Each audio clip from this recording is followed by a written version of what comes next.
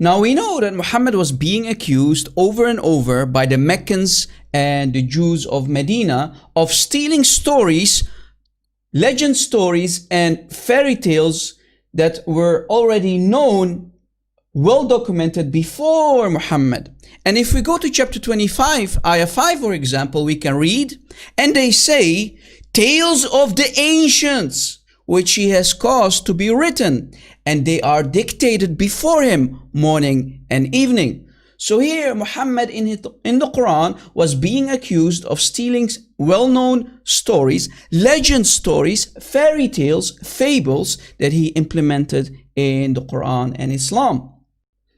According to the Prophet of Islam Muhammad, the dead are being punished in their graves. And we know that Muhammad was always seeking refuge with Allah from the punishment of the grave in his prayers. Now, for example, Sahih al-Bukhari, hadith number 6366, we can read that two Jewish ladies came to see Aisha, and they told her about the punishment of the grave. As we mentioned earlier, both the Jews of Medina and the pagan Meccans rejected Muhammad, and they used to accuse him of stealing legend stories and fables and implement them in his new made religion and Quran. The Jews knew that Muhammad was always plagiarizing their legends and fairy tales and called it divine revelation from Allah. For example, the flying carpet of Solomon. The Jewish women who went to see Aisha told her about this well-known Jewish legend story, the punishment of the grave, an old Jewish fable which Jewish parents used to recite to their disobedient children. For example, if you don't go to bed now, you will be punished in your grave. A bold snake will enter your grave and will start to eat your flesh from head to toe.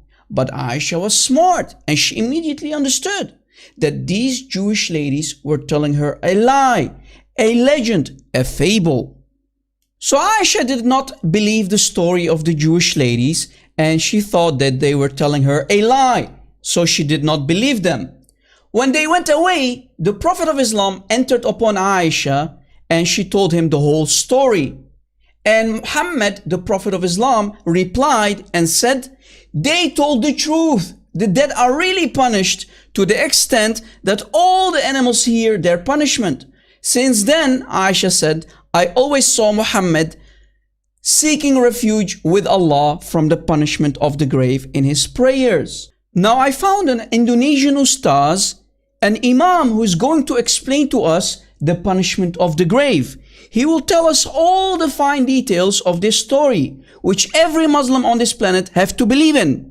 Muslims are terrified and they all seek refuge with Allah from the punishment of the grave.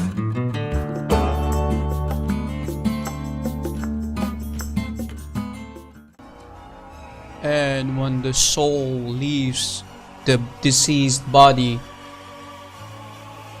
and is carried to his grave, the righteous soul will say, bring me closer, bring me closer. And the wicked one will say, oh my Allah, where are they taking me? After the funeral prayer on the deceased is over, the grave will say, I am the house of exile, I am the house of loneliness, I am the house of dust, I am the house of worms. And as the hadith says, if the human is placed inside his grave and his friends start to leave, his soul returns back to him until he hears their footsteps fade away. And then suddenly two angels appear to him. Their names are Munkar wa Manakir, and they help the deceased to sit straight and start testing him. So if the deceased was a true Muslim believer, they will ask him, who is your Lord? My Lord is Allah. What is your religion? My religion is Islam. Who is the man who sent to you? He is Rasulullah. And how do you know? I read the book of Allah and I believe in him and accepted him. So he finally passed the exam and he will be rewarded with the gift of Jannah. And an overwhelming voice from above will say, "O my righteous Abdul, quickly open for him the doors of Jannah." Then a man with beautiful appearance come by and says, "I am your righteous deeds." But for the kafir, the angels come and ask him, "Who is your Lord?" "I don't know, Madri." "What is your religion?" "I don't know." "Who is the man who lived among you?" "I don't know, Madri." And the angels tell him, "You don't know and you failed your test." And the poor man failed his exam and test, and the punishment of the grave starts, and a voice from heaven says, "He lied, bring down fire upon him."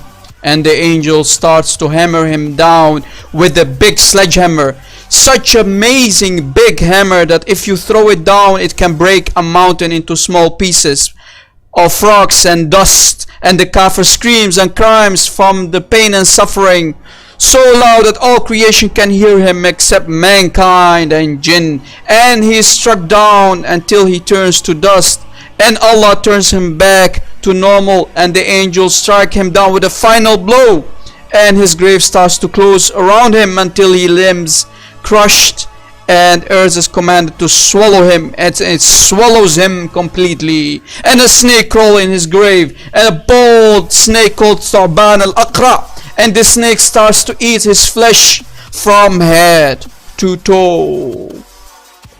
And a man appears from out of nowhere with an ugly face, filthy clothes, and a bad smell, and he says, "I'm your wicked deeds."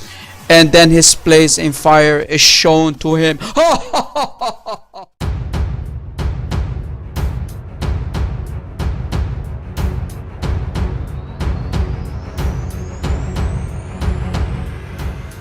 Absolutely trashed.